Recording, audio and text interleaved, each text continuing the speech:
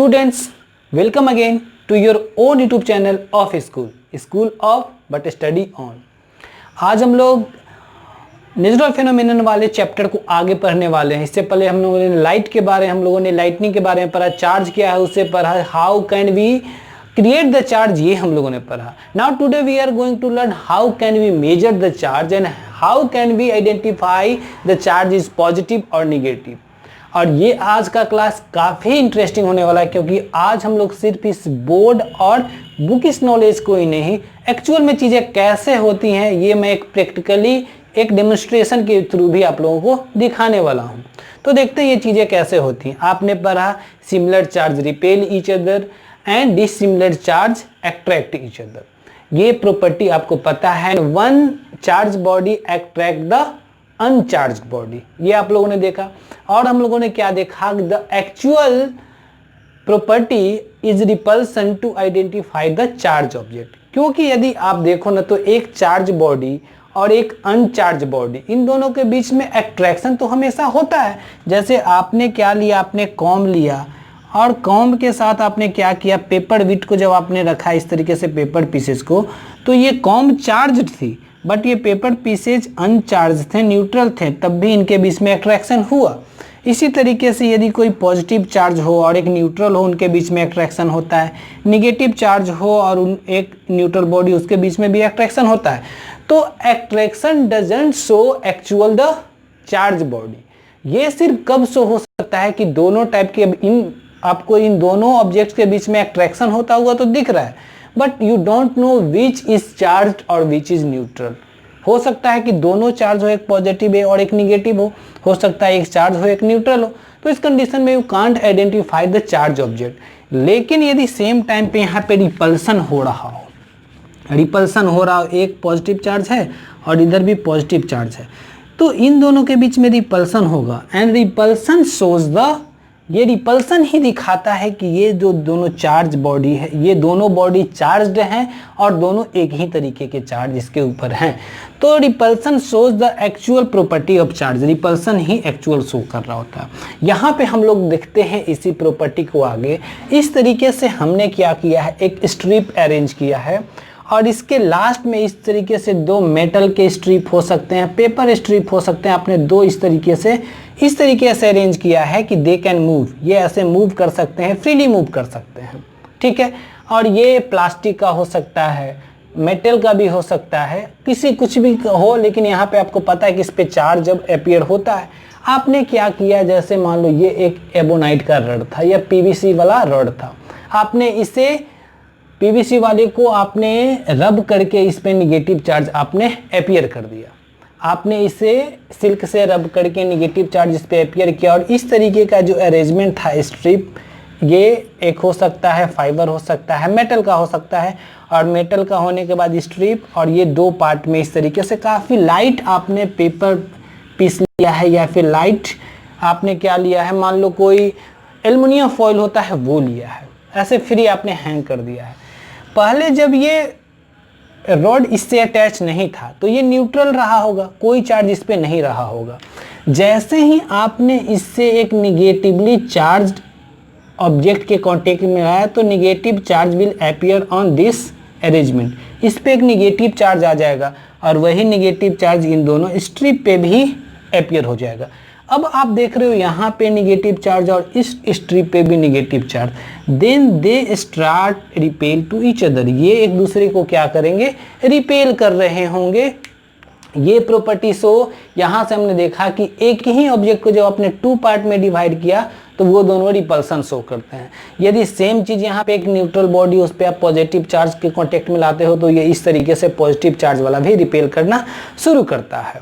अब ये जो एक फेनोमेना है, इसी के बेसिस पे बनाया गया है इलेक्ट्रोस्कोप। ये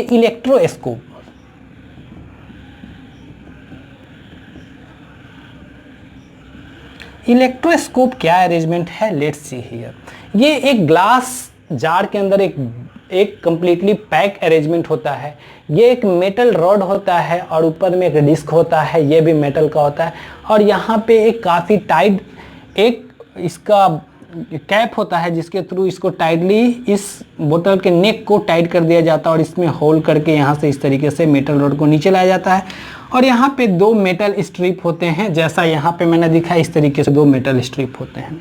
अब इसमें चार्ज को डिटेक्ट करने के लिए किया जाता है, एक तो तरीका है कि आप जैसे ये वर्क कर रहा था यहाँ पे भी आप कोई भी चार्ज ले आओ, पॉजिटिव चार्ज का कोई एक रॉड है पॉजिटिव चार्ज का, आप इसके कांटेक्ट में जब लाओगे पॉजिटिव चार्ज वाले को तो ये सारे ये जो मेटल रॉड है इस पे पॉजिटिव चार्ज अपीयर हो जाएगा एंड इन दोनों स्ट्रिप पे भी पॉजिटिव चार्ज अपीयर हो जाएगा and then it start the repel each other, ये एक दूसरे को रिपेल करने लगेगा। तो आपको इससे पता चल जाएगा कि यहाँ जो आपने एक रॉड लाया है वो एक चार्ज रॉड था या चार्ज ऑब्जेक्ट था जिसके वजह से ये ऐसे फ्लक्चुएशन शो करेगा, एक दूसरे से दूर जाना चाहेगा, रिपल्सन शो करेगा, क्योंकि यहाँ पे पॉजिटिव चार्ज ही है जो 2 पार्ट में डिवाइड हो चुका है और हमें पता है like charge repel each other so here repulsion will done. आपने यदि इसके जगह पे निगेटिव रॉड को भी लिया होता तो वो निगेटिव रॉड भी आता और इस पे निगेटिव चार्ज अपीयर होता और ये रिपल्सन स्टार्ट करता। इस तरीके से आप चार्ज को डिटेक्ट कर सकते हैं।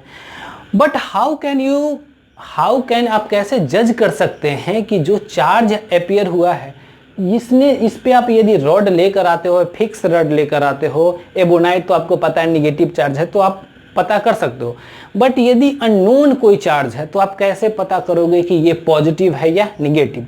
उस अननोन चार्ज को फाइंड करने के लिए क्या रूल है, लेट्स सी हियर। उसके लिए हमें क्या करना होता है कि आपने क्या किया, इस तरीके से जो इलेक्ट्रोस्कोप है इस अरेंजमेंट को एक वुड के ऊपर, वुडन ब्लॉक के ऊपर हम लोग रखते हैं ताकि चार्ज का जो फ्लो हो वो ना हो सके, वो ब्लॉक रहे। इसके लिए क्या किया जाता है कि आपको यदि आइडेंटिफाई करना है कि which type of charge object is bring near the electroscope. यदि मुझे नहीं पता, मैंने एक मेटल रॉड लाया इस तरीके का कुछ भी और वो चार्ज है, but I don't know which type of charge is here, आपको पता नहीं है तो how can you identify the charge, कैसे पता चलेगा? देखते हैं उसके लिए क्या करना होता है। आपने पहले क्या किया, एक एबोनाइट का रॉड लाया, एबोनाइट का चार्ज रॉड लाया, आपको पता उसमें निगेटिव चार्ज है और निगेटिव चार्ज इसके कांटेक्ट में आने के बाद ये जो पूरा स्ट्रक्चर था इस पे भी एक निगेटिव चार्ज अपीयर हो चुका है। This 2 strips are completely negatively charge, ये निगेटिवली चार्ज है।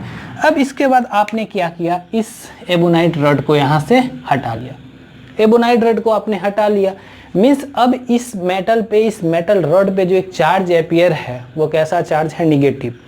अब यदि आप कुछ भी इस तरीके का एक रॉड लाते हो, यदि आपने कोई न्यूट्रल रॉड लाया और इसके कांटेक्ट में आपने उसे नहीं लाया, बस इसके नज़दीक लाया, तो न्यूट्रल रॉड से इस स्ट्रिप में कोई फ्लक्चुएशन नहीं होगा क्योंकि उसके चार्ज में कोई डिस्टर्बेंस नहीं होगी। बट यदि आपने इस रॉड को लाया और पता नहीं कि ये रॉड कैसा था, आपको पता नहीं, और पता चला कि ये जो स्ट्रिप था अब वो स्ट्रिप पहले जितना सेपरेट था उससे और ज़्यादा सेपरेट होने लगा है।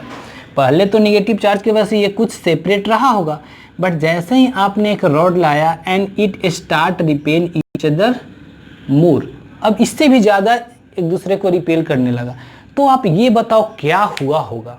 यहाँ पे जो चार्ज पहले से निगेटिव था वो निगेटिव चार्ज की इंटेंसिटी बढ़ गई है, मीन्स यहाँ पे भी जो चार्ज आया होगा वो कैसा रहा होगा, निगेटिव। मीन्स इस मेटेलिक रॉड पे अब जो निगेटिव चार्ज की इंटेंसिटी है वो बढ़ गई है और इस निगेटिव चार्ज की इंटेंसिटी बढ़ने से ये मेटल स्ट्रिप पहले जितना रिपेल कर रहा था नाउ इट स्टार्ट रिपेल मोर, अब ये उससे ज़्यादा एक दूसरे से दूर जाना शुरू करेगा। ये तो हम लोग यहाँ पे यदि आपने इलेक्ट्रोस्कोप को पहले से चार्ज करके रखा है विथ निगेटिव चार्ज और कोई एक रॉड लाते हो और उसके वजह से इसमें कोई फ्लक्चुएशन नहीं हो रहा है, means it is electrically neutral, फिर क्या करते हो, आपने एक रॉड लाया और इसके वजह से इसके स्ट्रिप में और ज़्यादा फ्लक्चुएशन होने लगा, ये और ज़्यादा रिपेल कर रहा है। मीन्स जो चार्ज यहाँ पे आपने एक बॉडी लाया है वो चार्ज्ड बॉडी तो है और वो कैसा बॉडी है, जिस तरीके से इलेक्ट्रोस्कोप जिस टाइप के चार्ज से चार्ज्ड है, मीन्स निगेटिव चार्ज से, ये रॉड भी निगेटिवली चार्ज ही है, तभी ये रिपल्सन शो करेगा। अब सेकेंड कंडीशन में आपने क्या किया, आपने यहाँ पे एक कोई पॉजिटिवली चार्ज या फिर मैंने चार्ज की बात मैं नहीं करता हूँ, आपने कोई एक अनदर रॉड लाया और इसके वजह से क्या हुआ कि अब इसके जो स्ट्रिप हैं, इस स्ट्रिप में अब क्या हो गया है, ये जो रिपल्सन था वो घटने लगा। They bring close to each other, अब ये एक दूसरे के नज़दीक आने लगे हैं। इससे क्या हो रहा है, नज़दीक आने लगे मीन्स इन दोनों के बीच में जो रिपल्सन थी, मीन्स यहाँ जो निगेटिव चार्ज की इंटेंसिटी थी वो कम होने लगी। And how will it happen, कैसे होगा कि यहाँ पे कुछ इस चार्ज का अपोजिट चार्ज इस पे अपीयर होने लगा हो, तभी ये ऐसा हो सकता है। मीन्स ये जो बॉडी रही होगी ये कैसी रही होगी, पॉजिटिवली चार्ज, इस पे पॉजिटिव चार्ज अपीयर होने लगेगा, मीन्स निगेटिव चार्ज की इंटेंसिटी कम होने लगेगी and the repulsion will also reduce. तो इस तरीके से किसी इलेक्ट्रोस्कोप से we can find the kind of charge कि वो पॉजिटिव है या निगेटिव है। ये हम लोगों ने इलेक्ट्रोस्कोप के स्ट्रक्चर को समझा। अब हम लोग देखने वाले हैं कि इलेक्ट्रोस्कोप एक्चुअल में आप घर पे कैसे बना सकते हो और ये कैसे वर्क करता है, इसके बारे में डिस्कस करते हैं। अच्छे से समझना, और ये जो चीज़ है ये कंप्लीटली प्रैक्टिकली है, आप घर पे देख सकते हो कि एक्चुअल में चार्ज कैसे वर्क करता है। स्टूडेंट्स, नाउ लेट्स सी, जो मैंने यहाँ पे इलेक्ट्रोस्कोप बताया ये मैंने उसका घर पे एक मॉडल बनाया है and it actually work like this electroscope, उसी के जैसा ये काम करता है। इसमें मैंने क्या किया, मेटल रॉड के जगह पे यहाँ पे मैंने एक कवर वायर का यूज़ किया है एंड यहाँ पे मैंने एक पेपर नोटबुक की जो कवर पेज होती है उसे मैंने कट करके एक सर्कुलर शेप में ऐसे एक अरेंजमेंट बनाया है एंड हेयर 2 पेपर पीसेज, ये मैंने इसे इस तरीके से रखा है कि ये फ्रीली मूव कर सके। अब इसमें होगा क्या, जैसे ही आप यहाँ पे यदि इसे जैसे ही आप एक कोई भी चार्ज पार्टिकल इसके नज़दीक में लाओगे तो ये चार्ज पार्टिकल की वजह से क्या होगा, इस पर एक चार्ज अपीयर हो जाएगा एंड ये दोनों जो पेपर स्ट्रिप हैं ये भी सेम चार्ज इन दोनों के ऊपर अपीयर हो जाएगा। अब इस सेम चार्ज अपीयर होने से होगा क्या, ये जो पेपर स्ट्रिप हैं दे स्टार्ट रिपेल ईच अदर, ये एक दूसरे से दूर जाना चाहेंगे एंड इससे आप यहाँ पे जो प्रॉपर्टी यहाँ पे शो हो रही थी वही प्रॉपर्टी यहाँ पे शो हो रही होगी। और इससे आप इजीली देख सकते हो एक डेमोन्स्ट्रेशन कि हाउ द इलेक्ट्रोस्कोप वर्क, ये कैसे काम करता है। मैंने ऐसे अभी छोड़ दिया, आप देख रहे हो दोनों जो पेपर स्ट्रिप हैं वो एक दूसरे से सटे हुए, एक दूसरे से स्टिक किया हुआ। बट अब क्या करता हूँ मैं, एक चार्ज कॉम को इस वायर के टॉप पे यहाँ पे लाके उसके नज़दीक में वायर कॉम को मैं लाने की कोशिश करता हूँ and then see what happen with the paper strip. मैंने ये एक चार्ज कॉम लिया, अब ये चार्ज कॉम मैं इस वायर के नज़दीक लाता हूँ and let's see what happen. जैसे ही मैं इस कॉम को इस वायर के नज़दीक लाता हूँ, अभी ये कम्प्लीटली चार्ज नहीं है, कॉम कम्प्लीटली चार्ज नहीं है। I try to charge it again. आप इसे चार्ज करने के लिए आप क्या कर सकते हो, किसी क्लॉथ के साथ, किसी सिल्क क्लॉथ के साथ आप इसे रब कर सकते हो, या फिर आपकी ड्राई हेयर है तो उससे भी आप इसे जब रब करोगे then it will get charge, तब भी ये चार्ज हो जाएगा। अब ये शायद कम्प्लीटली चार्ज हो चुका है और मैं इस कॉम को नज़दीक लाने की कोशिश करता हूँ। Let's see what happen. आप देखें यहाँ पे पेपर स्ट्रिप जो है वो एक दूसरे से दूर, लेट्स सी द मूवमेंट। यहाँ पे ये जो मूवमेंट हो रही है देख रहे हैं आप, ये पेपर स्ट्रिप एक दूसरे से दूर जा रही है एंड एक दूसरे के नज़दीक। ये it shows the repulsion and this is the principle how the electroscope work. ये दिख रहा है कैमरे में क्लियर?